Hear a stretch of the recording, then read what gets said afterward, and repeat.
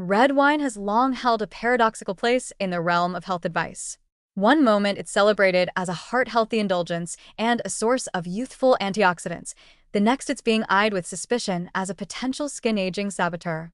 At the center of this red elixir's fame is resveratrol, a polyphenol compound found in the skins of red grapes that's been linked to DNA repair, cellular longevity, and the kind of antioxidant prowess that might just let your cells ride into old age looking sprightly.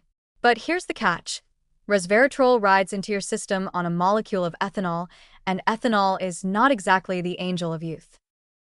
Let's start with the good part, the thing that keeps the red wine is healthy legend alive. Resveratrol is a natural compound that seems to activate sirtuins, proteins involved in regulating cellular stress responses and the repair of damaged DNA. It may also help reduce oxidative stress, protect telomeres, those little caps on your DNA that wear down with age, and improve mitochondrial efficiency. Basically, it tells your cells to clean up their act and keep functioning like they're 10 years younger. Studies in lab animals have even shown improvements in insulin sensitivity, inflammation regulation, and potential protection against UV-induced DNA damage, which is why it's being studied not just for heart health, but also for skin resilience and anti-aging. Sounds great, right? Well, that's where the wine gets a bit cloudy. The problem is, red wine isn't just a vessel for resveratrol, it's also an alcoholic beverage, and alcohol is not your skin's best friend. Even in moderate amounts, ethanol dehydrates the body, and the skin often feels the effects first.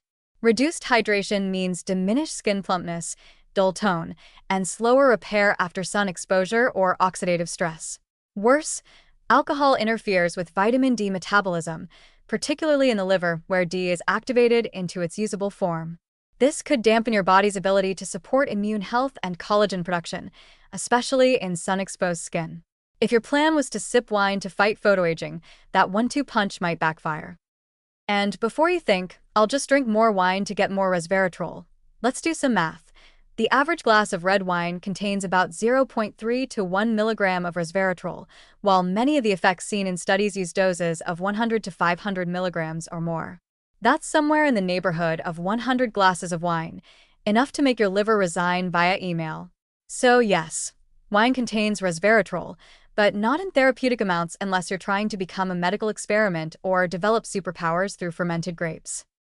Now, there's always the option of resveratrol supplements, which can isolate the polyphenol without the alcohol baggage. But even that approach comes with caveats. Resveratrol is poorly bioavailable, meaning your body absorbs and processes only a fraction of it.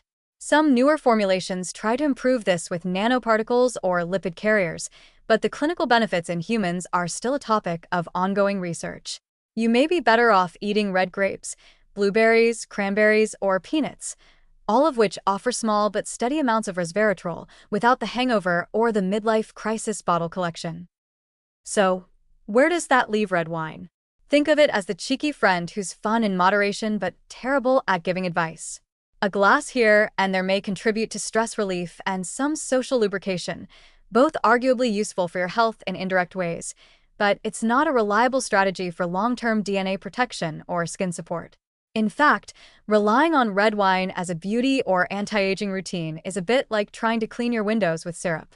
There's a sweet idea in there, but also a sticky mess. In summary, red wine contains resveratrol, yes, and resveratrol is promising when it comes to skin, DNA repair, and aging. But the alcohol in wine brings its own risks: dehydration, impaired vitamin D metabolism, oxidative stress, and liver load.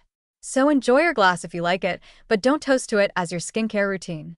If you're drinking for antioxidants, you might be better off making friends with a grape, not the fermented kind in a stemmed glass.